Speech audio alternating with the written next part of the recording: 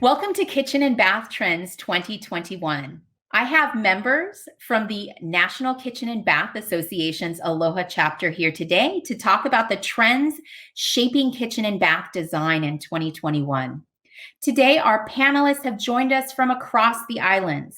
If you are looking for a designer, visit nkba.org and select Aloha Chapter. You can also view this seminar right here in the show's resource library and share it with family and friends. I'd like to introduce our speakers today.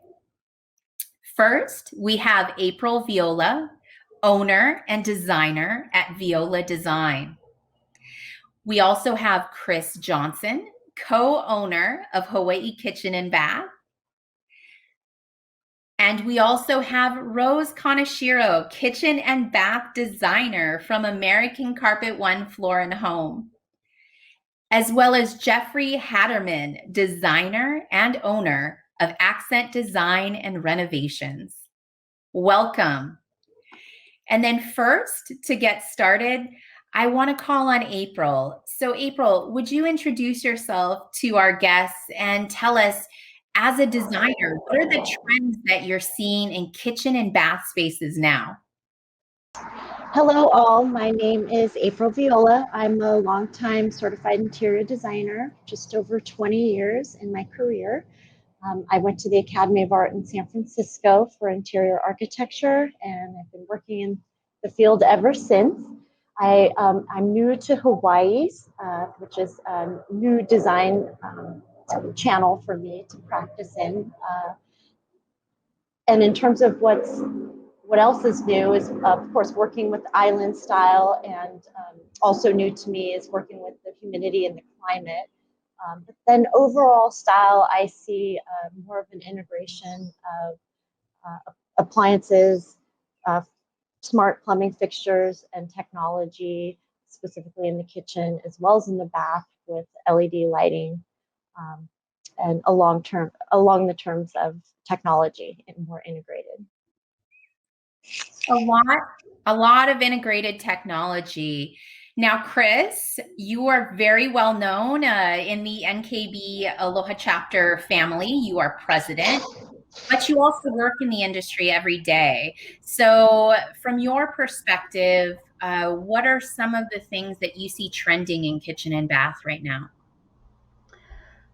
Well, as a countertop and cabinet production shop that I co-own, right now we're seeing a lot of storage options. It seems like everyone wants to take advantage working from home, and that's where we're going to find integration of additional storage and additional workplaces in the kitchens and the home itself. So we're seeing a lot more natural selections. Everyone wants to get back to the Zen moment, relaxation, whether you're working outside of the home or working from home. Everyone wants that space so they can feel comfortable, relaxed, and we're going to see a lot of the elements of natural tones to create that relaxation space.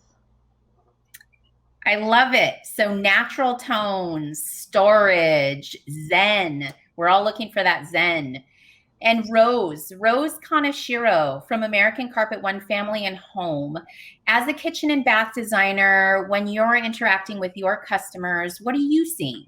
Well, during these COVID times, I've never been so busy. Clients that are coming in are willing to spend more money to remodel their kitchens and bathrooms because they're not able to travel and have excess money that they want to spend. So they're doing projects that they've put off for a while and now have time to pursue it. Besides kitchen remodels, there's a great need for complete bathroom remodels, and it seems daunting for these clients because they just don't know where to start, and that's where I come in. I like doing bathrooms because it takes a lot of time and intricate details and planning needed for a bathroom.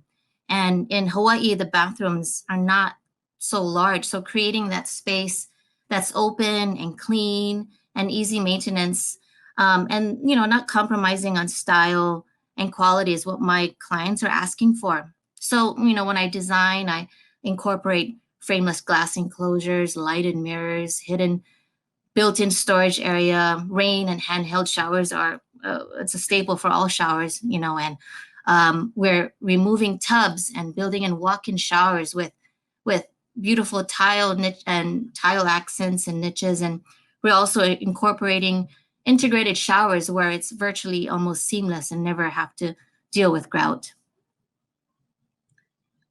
Thank you, Rose. So it sounds like people don't want to sacrifice style for the ability to upkeep their bathrooms and keep things neat and keep things clean. And you're seeing some of the same storage opportunities with a lot of your clients.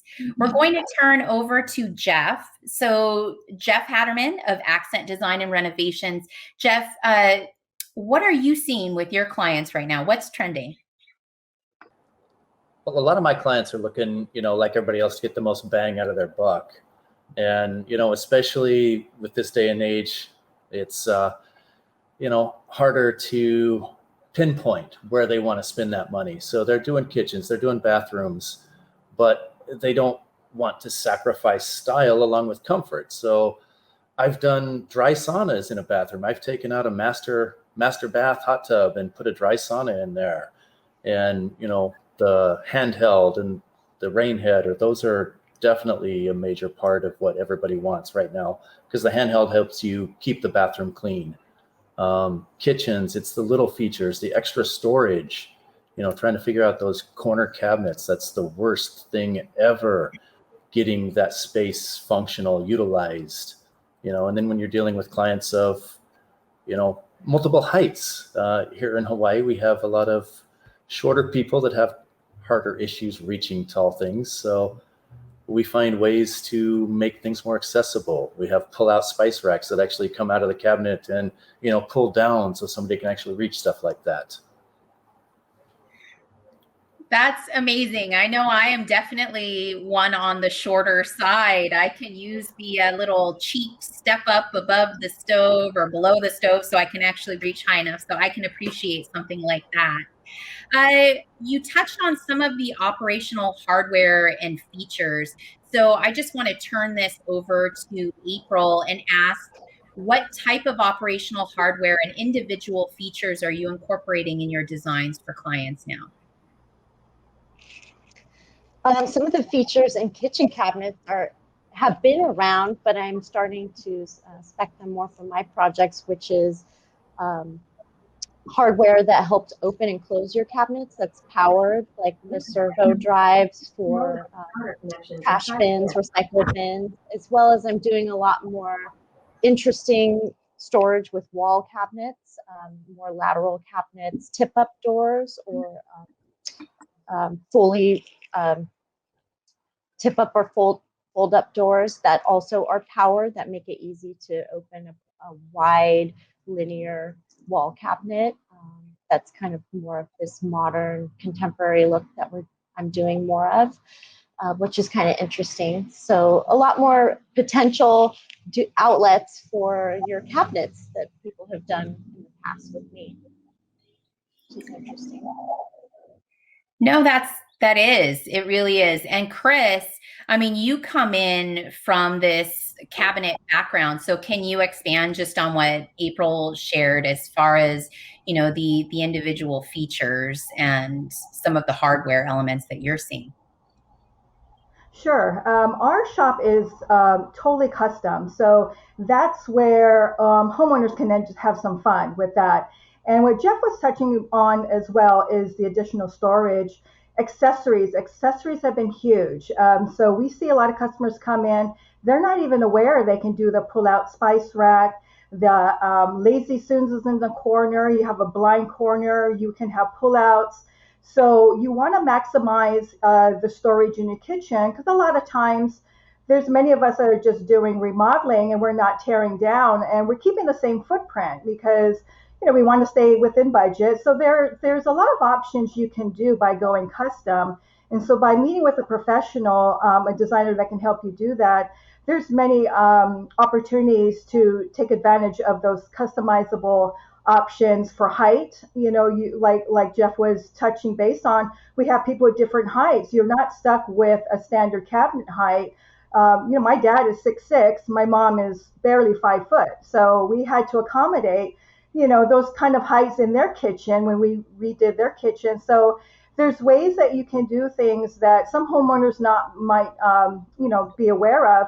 And right now the trend has been all drawers for the base cabinets instead of doors. They're taking advantage of really big drawers for pots and pans, and then keeping that look really consistent throughout the kitchen.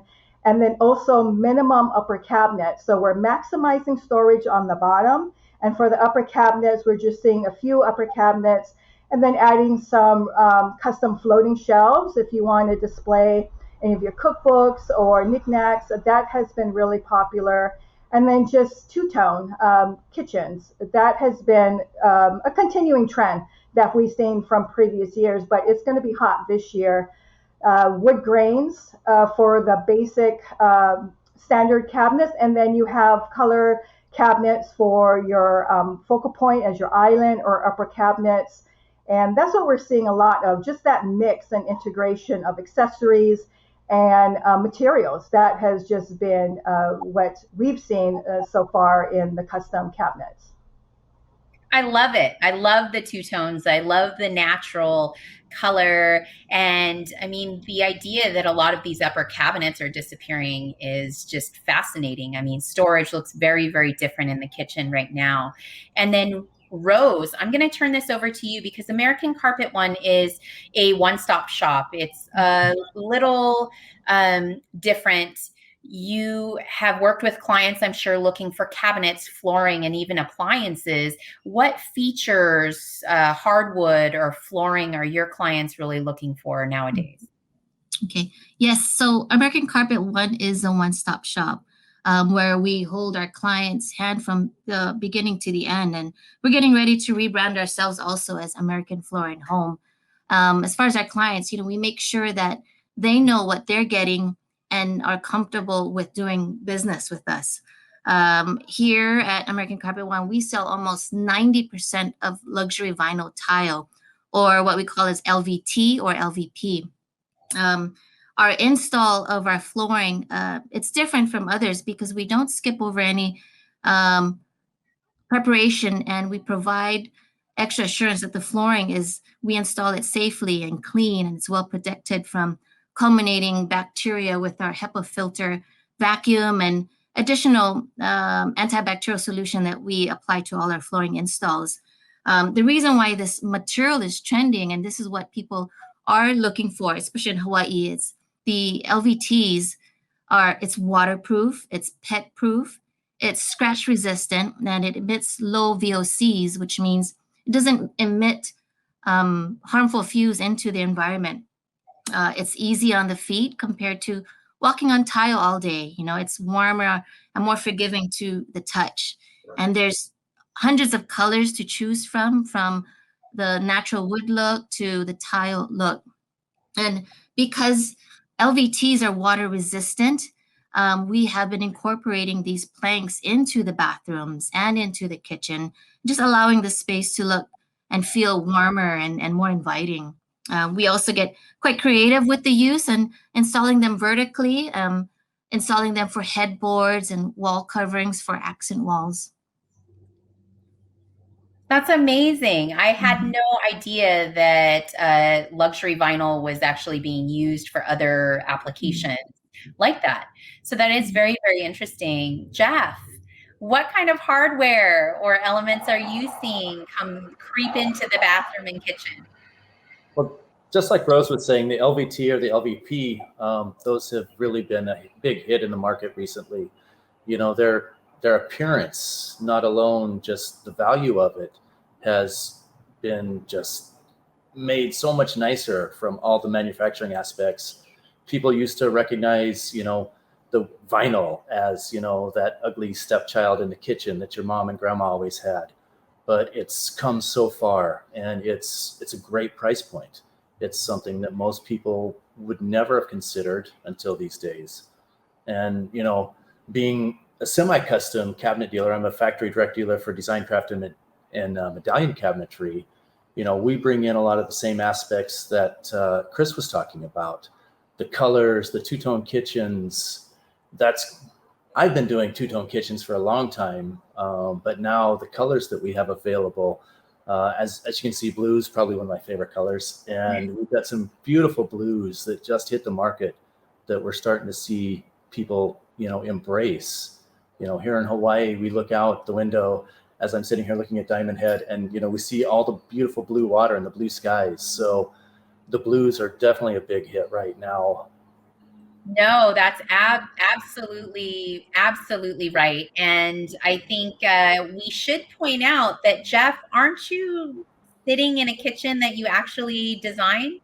I am sitting in a good friend of mine's kitchen.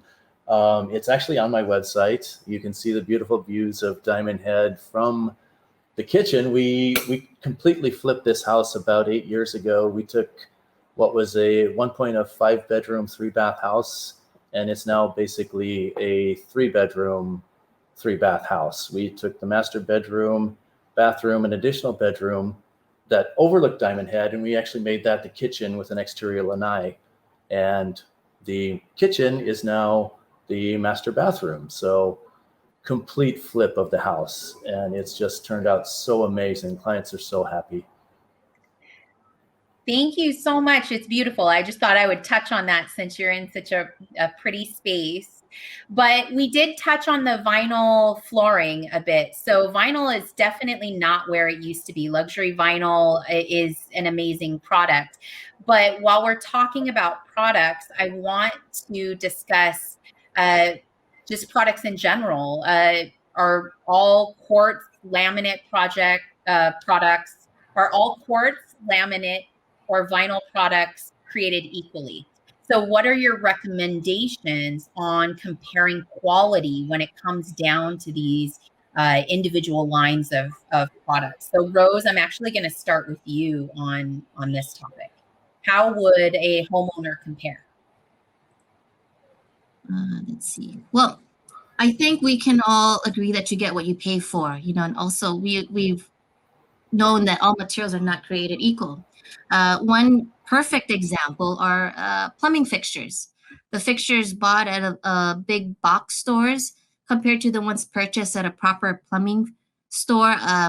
They have big cost differences, but there's a reason for it. Although the exterior faucets and the trims and whatnot, the levers may be the same, but the internal guts of the product is different. The box store plumbing fixture, it's made, the interior guts of it is plastic. Whereas if you bought it from a plumbing store that sells strictly plumbing fixtures, it's made with brass. So, anything with the brass, of course, is going to far outlast the plastic fixture. That's an excellent point on the fixtures. I'm going to turn this over to April. I mean, April, what if you have a client and, they say quartz is quartz is quartz? What is your response to that? I always thought that myself as a designer. We've all been selling quartz for a decade or more now. But in recent years, I just had a recent project that we went with a more affordable, probably a group A price point quartz countertop. And it wasn't necessarily for a flip or a rental. So it's for my client, and she does appreciate nice things and paid a fair price. But we did learn that ultimately the quartz content is not as high in this brand than, say, some of the major guys like a Cambria or Silestone. So you really do have to pay attention, because you might end up with more of a polymer or epoxy content, which is more susceptible to scorching, especially discoloration if you're going with the lighter, like Carrera-like looks that most people have been. So they are not all created equal. But a new emerging product that people are starting to look at, which has actually been around forever, which is porcelain. Porcelain in terms of countertops, large format porcelain tile, or what they call panoramic slabs. So it's a different fabrication process, but that's something that is emerging into my projects more and more, which is kind of exciting. No, that is exciting. And, the fact that someone can't just say, oh, I'm going to get a quartz countertop, and the quartz is exactly the same as another piece of quartz. They're not equal. I do want to also ask Jeff his opinion on this, assuming that all materials are not created equal. What are some of the differences that you really have to recommend when someone's shopping for a particular line or material? Well, Rose hit a lot of it on the head there. Very, very point with her point about the big box stores versus what you buy from an actual kitchen and bath store. The internal components are nowhere near the same. So it may look the same on the outside, but yeah, the brass components versus the internal components, the plastic, it's a big difference. And when you live in a high rise, for instance, if you're on the 20th floor, you're responsible basically for everybody underneath you. If you're in a single family home, it's not that big a deal. You're flooding yourself. And then for quartz, Hawaii is kind of different because we're in the melting pot here where we get so many different materials from all over the world. The stuff comes from the mainland USA, the stuff comes from overseas. So you do have to be a little cautious as to where you're sourcing your materials from, and trust what those people are telling you. Do your own due diligence, but don't kill yourself, because that's what you pay the professional to do, is to recommend the products that are going to last and be sustainable for your own aspect. That's fantastic. So I do want to move from this to timelines. Let's talk timelines. I want to remodel my kitchen. What is going to impact my timeline, and how are things different here in Hawaii? And Chris, I'm going to start with you. Sure. Yeah, timeline is a big issue here, but planning is key too. So as long as you plan ahead and you know what you're getting up front and not change your mind, I mean, it's doable. But let's face it, we live on an island, so most of the products take 6 to 8 weeks minimum. Sometimes 2 or 3 months for appliances. So I think, be realistic and talk to your contractor, talk to your designer. If you're doing mid to high end, just expect it to take, 6 to 8 weeks minimum. And then I always say add another 4 weeks on top of that. And that's just for product itself. And then you have the workmanship, you have the labor. And right now in our industry, we're starting to get busy. So you always have to accommodate that as well. So just have an upfront conversation with your contractor and your designer, and then do your timeline that way. But I think homeowners, if they've been doing their homework, they kind of have an idea that we are going to wait a little bit longer in Hawaii, but it's going to be worth it. You're getting the products that you want. They're special order, they're custom, and they'll be a lot happier with that. But I think as designers and contractors, anyone in the design and construction industry, we also have to be upfront to let you know what the timelines are too, so there are no surprises. And also you have to think about permitting. All of those come into play with our timelines here in Hawaii. But I think it just starts with a discussion with your contractor and your designer. No, that's perfect. And I mean, April, do you have anything to add to that? What do you think are the things that are going to impact a timeline negatively? And as someone who's fairly newly arrived here, what are some of the peculiar things about being on the island that can impact your timelines for your clients? Everything. Products, number one. Cabinets usually typically drive or have the longest lead time. So that kind of drives maybe potentially if you're just doing a kitchen rip and replace when you want to tear out, and that would start your timeline. Usually appliances and cabinets, which are the most complicated part of your kitchen, and then the vanities as well. And then everything else and related, just depending on the level of complexity and creativeness and how much you really want to indulge in the process and get to see product, because just even getting into the showrooms or ordering samples directly from the manufacturers everything's padded with extra time now. So just to make quick decisions, even just between colorways of the same product are taking longer than usual now, of course. Yes. Okay, and Rose, I mean, what are the things that you're seeing that can really impact a timeline? I mean, you're taking care of people from start to finish for their kitchen and bath design. What can really negatively impact a timeline for one of these projects? Yeah, right. Well, so I always tell my clients, let's take our time.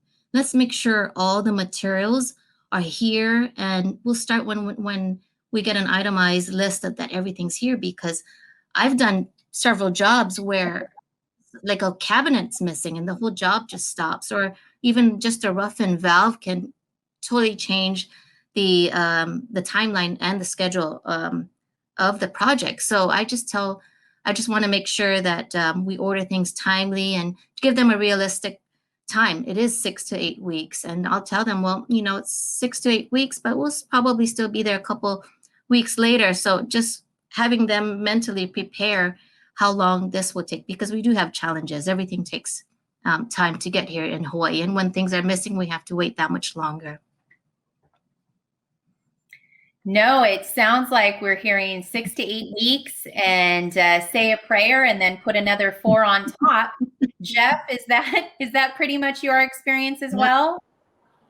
Yeah, that's pretty much the experience also. One of the other things that everybody has to think about right now is, inspectors. COVID hit the industry so bad, and when the government shut down like it did, they actually limited the amount of time that building inspectors could actually go do their job.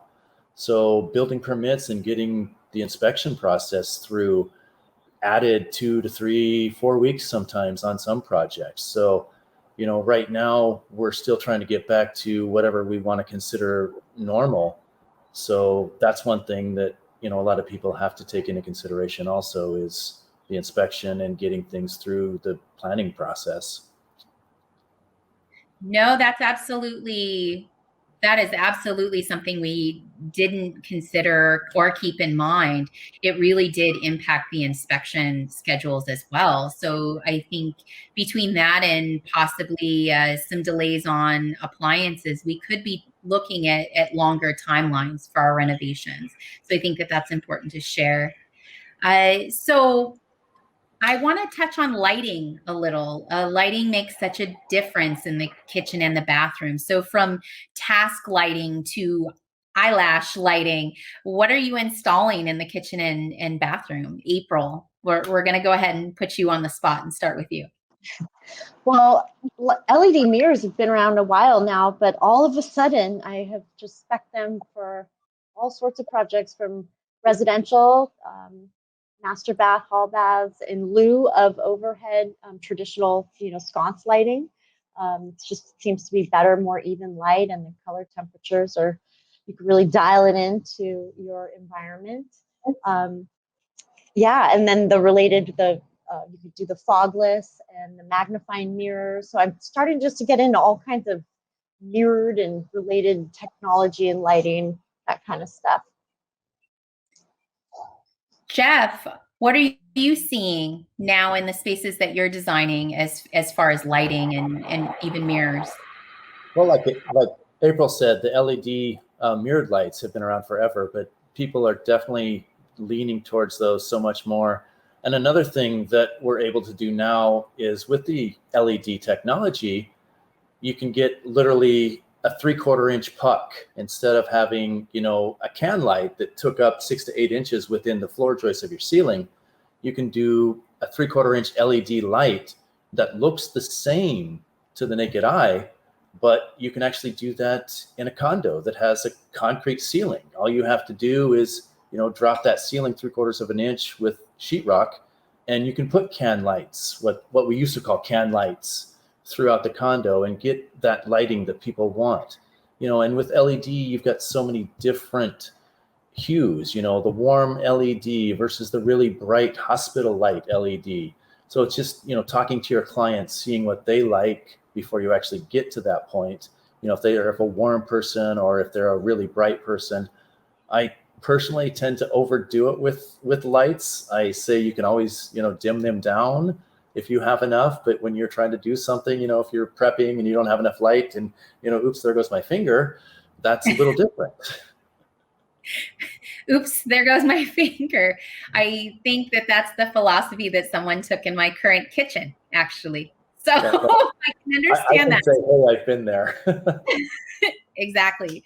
So I mean, Rose, what has your experience been as far as, lighting is concerned? What do you think? Well, light is important just as much as the design of the kitchen and bathroom, because it creates the mood. It lights up the room. Like April and Jeff touched on, we are selling a lot more backlit mirrors, lighted mirrors, and they're just a lot more accessible and more affordable now. Also, recessed lighting. You don't have to do as much construction anymore. You don't have to rip out the whole ceiling and frame up just to put in recessed can lighting. They have recessed lighting that you could just with the minimum amount of construction. No, that's been a big shift with recessed lighting.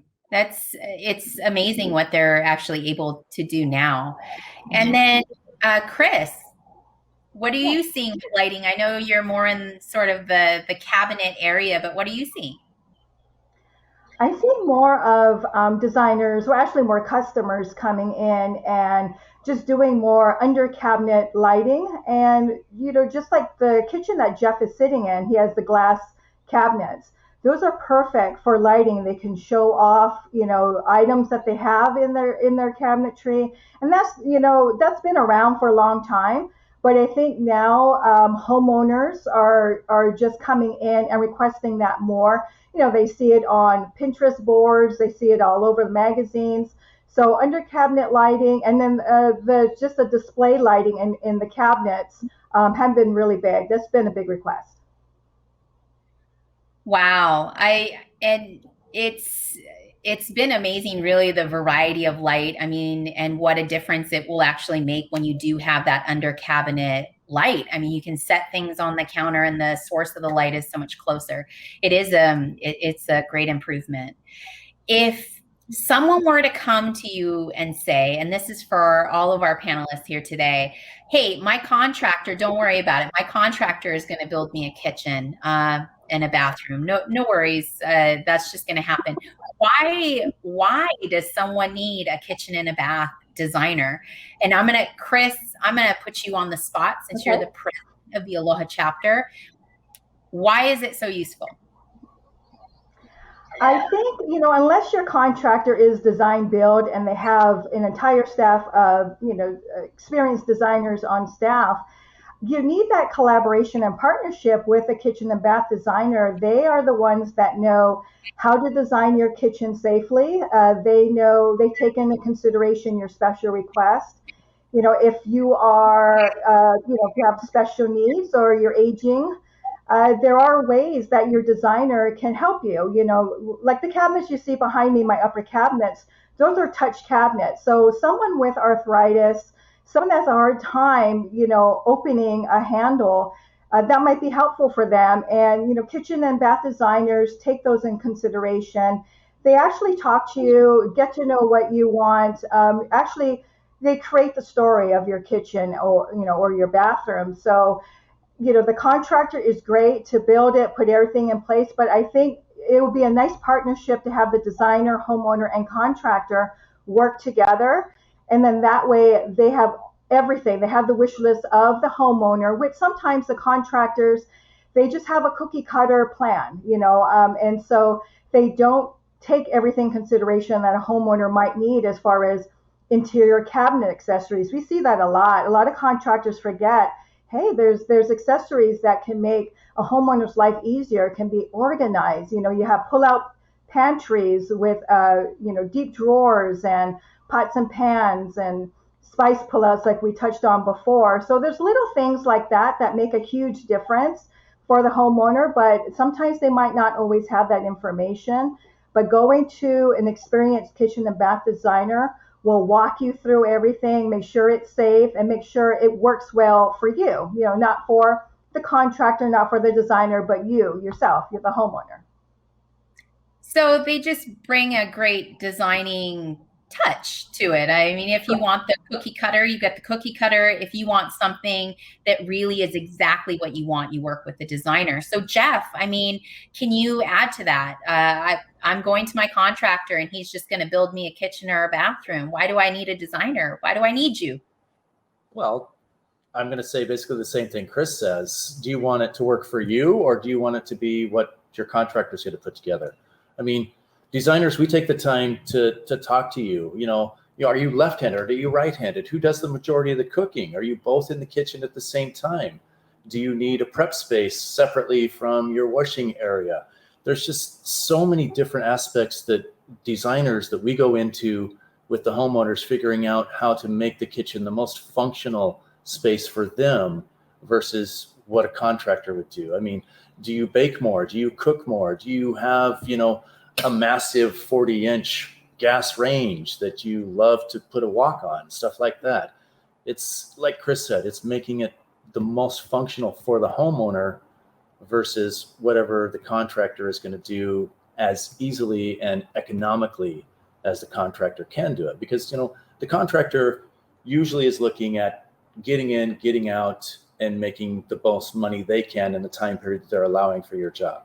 Where a designer, we're going to do our best to make the house what you want it to be, to make it function for you and your family, for this generation, for the next generation, or in some cases like we have here in Hawaii, we have 2 and 3 generations of households living in the same space, and they all need to function in that one space as a big family.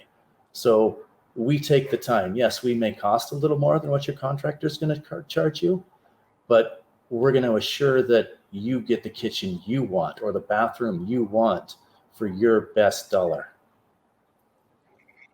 So, I mean, I think that, well, I know I'm convinced that I would have preferred to have a designer in the space.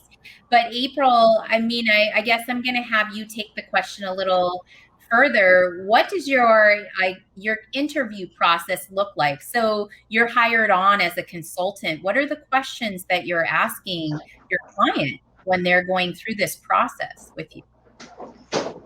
Yeah, initially when I'm potentially working with the client, I just ask what kind of experience or how do they envision me servicing them. I have my tried and true service of how to get through design and what my deliverables are and how to work best with the contractors. But sometimes clients want to work differently, especially nowadays. And I'm just happen to be a bit more maybe flexible in my approach. Whereas clients might really want to experience the showrooms, which is why I'm so excited they're opening up again, and have that tactile experience and have that discussion with their designer and work with the salespeople and open and close drawers and really go through the process of maybe building or working on their potentially forever home or a long time home, versus like we were touching on, maybe a contractor just filling a home and doing either what's available or what is cookie cutter. So that's kind of, and then that overflows into my style in terms of digging deep and figuring out, okay, what do you want in this drawer or this door, and how do you work and how many people are in the home and so on, and getting into that program. But yeah, I just like to ask clients in general, how do they work and how do they need me? Some want to be in the showroom, some want me to bring them all the sampling.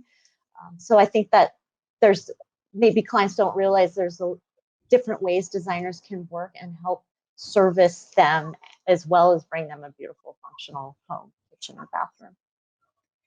No, that's fantastic. And I think the last time that we all spoke, we did talk about sort of this anticipation for showrooms to be open. Now, Rose is lucky enough to not carry around a caravan of materials in her car. She is there at American Carpet One, Floor and Home. And Rose, I mean, talk about your process with your clients there in the showroom. Oh, okay. Well, we've been fortunate enough to be open for the whole time since COVID started. I did do some virtual consultation, but there's nothing like having a face-to-face interaction with the clients, because they get to touch and feel. They can actually see the product that they're picking out and whatnot. And like we've all said, our design process, we ask them what they don't like about their kitchens, what they don't want, what they don't like about their bathrooms, and what they want to achieve. And they all have the same story: maximize space, maximize storage, and just making an open field where the whole family can come and gather. So, we ask their lifestyle. Again, like Jeff said, it is a multi-generational homes. That's just how it is here in Hawaii. And going actually to visit their homes and getting a feel for their lifestyle. And you can, us, all of us as designers, we can figure out what they like and what they don't like just by asking a series of questions and seeing how they keep their house, and just being open-minded and asking them about what they want for their kitchen and bathroom. No, Rose, that's fantastic. And it's an excellent point. I actually want to stay with you on this point, because so many of us, in fact, right now we're doing this virtually. We've been forced to go through a lot of this design process virtually. I remember back when I wouldn't even buy a pair of shoes online. I couldn't buy a pair of shoes without trying them on first. So if you were looking at the virtual versus the in-person experience, what are the things that a person can accomplish when they're designing their kitchen and bath virtually versus what you would recommend they absolutely have to do in person and feel and touch? Right. With my 2020 design, and with the Zoom and these wonderful these like the Zoom meetings, we're able to share our screens. So I can do live 3D panoramics of our kitchens and bathrooms and go through each cabinet and ask them what they like and what they don't like. However, we do need to visit their homes and do a physical measurement of their space and to make it work. And they, if we have to, we'll bring out the actual materials to their homes, or they can come by to the showroom and we can meet outside and leave it outside, and just, making it work for them and whatever their comfort level is. Because here at American Carpet One, we do take extra measures to stay safe. And we have developed a protocol and a process as far as how people come in.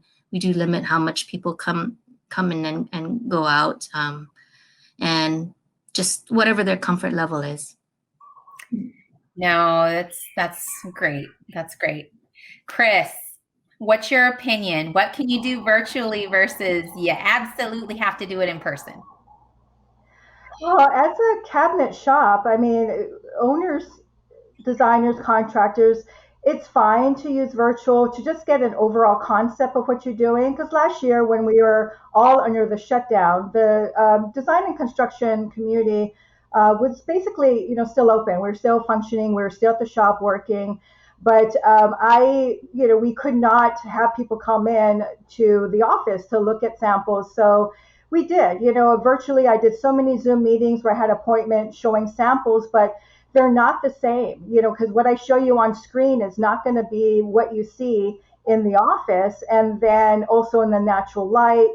So right now, it's just, I'm really glad that more people are coming in. We've always been by appointment only, so that way we can spend the amount of time, with the client, with the designer contractors. They bring their clients to us. And then, so then they can actually go in the shop as well, because what they see in small samples or a sample chip or sample collection, if we're fabricating in the shop, I'll walk them through it, just make sure no one's around, and just point out some of the cabinets there, because they do want to see the cabinets being built. They actually think it's fun, so we are by appointment. We allow them to come and do that. But I think for our type of work, where it's really custom, where you're picking really detailed colors and textures, you really need to see those in person. So the textures and the colors, it's definitely not going to look the same on the screen. I think we all agree. We've done that where we've seen something, oh, that looks great. And then you get it in person and it's nothing like you thought it was going to be. Yeah. So, I mean, Jeff, what do you think some of the things are that you can accomplish virtually, but those things that you really do need to handle in person? Well, I have to agree with what both Chris and Rose said. I'm lucky enough. I have four displays in the Ferguson Kitchen, Bath, and Lighting Gallery, not only of kind of my style of design, but of the cabinets that I'm a dealer for also. So I've got a bunch of my products in there that I am able to actually take people in to see and touch and see how the cabinets function and give them the aesthetics of how my design process works, why I would put this color with that product, stuff like that. So I take 90% of my stuff to the client's house. I mean, I have 100+ door samples, all the different color chips that I'm required to have. But taking that door sample, taking that flooring, taking that countertop, the backsplash, taking that to the client's house and actually putting it in their space so they can see it in their own lighting and get a more of a virtual. I think that is what really turns the key for a lot of people and makes them make the decision easier for them to do versus, seeing it in the fluorescent of a showroom or seeing it virtually online through a Zoom meeting. The in-person is still something that we have to do this day and age. It's harder to, smile at somebody when you have your mask on because that's what we all have to do this day and age. So they don't know if you're smiling at them or they don't know if you're like looking at them saying, but anyway. Yeah, I've definitely forgotten on several occasions where I've accidentally bumped into someone that I have a mask on so they can't see that I'm smiling and apologizing because all they're seeing is this, right? Yes. So, I mean, it sounds like you're carrying around all of those samples. You have the trench coat and you have hundreds of cabinet samples here and hundreds of floor samples here.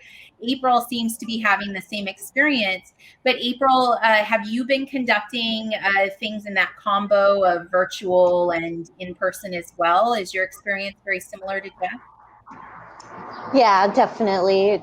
It's always been a combination of bringing samples to the home and looking at built-in fixtures in a showroom like appliances, for instance. And there's so much in the showroom that it's nice just to be able to take them there straight away and then narrow it down to maybe their top 3 in the home. But I've been a cabinet dealer as well in my past, and I have schlepped around a lot of samples in the back of my Jeep. In fact, I think I have an entire wood flooring line back there now.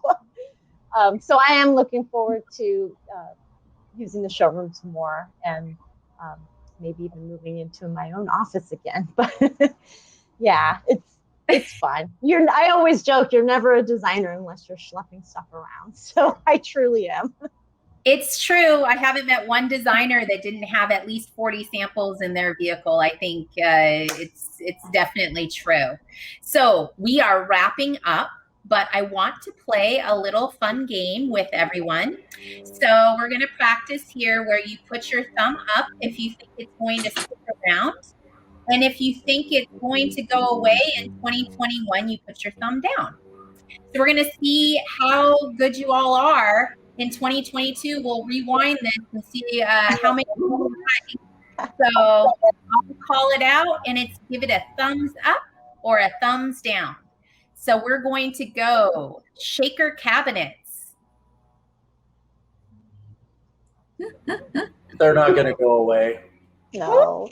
Okay, chandelier lights. I think so. Still like. Soaking tubs. Floating cabinets. Subway tile. Cement tile. Yeah. Smart home appliances. Oh, definitely. Oh, I've been waiting to do this one. White kitchens. Ooh, 50-50. yeah, it's like this. I don't know. It depends. Yeah, They're never going to go away. they're never going to go away. Okay, we heard it here first. Kitchen islands. Oh, yeah. Okay. Barn doors. I like. So, I'm sorry. I'm thinking about cabinets, so. Open concept design. But people want. 50-50. Yeah. Washlets or bidet. Oh, yeah. I think so. Toilet paper shortage, people, come on. Oh, Rose. Oh, okay. Rose over there. Gold hardware. Oh, I think it depends. Rose gold, silver. Yeah, I don't know. That's a hard one. Yeah. It's a toughie. Okay. Wood grain. I still think that's going to be up. Clear shower doors. Clear shower doors, yeah. Mid-century modern. I think so. I think so. Touchless faucets. Yep. Yeah.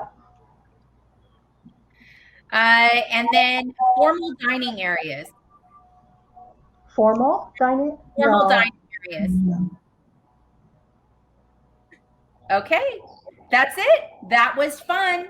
And so we're right at the end of our program, but if you can give 3 words of advice to homeowners that were watching today and they're looking to approach their kitchen and bath project, what are the 3 words of advice that you would share? And I'm going to put Rose on the spot first. Rose, 3 words of advice. Enjoy the process. Awesome. Fantastic. Chris, you are up next.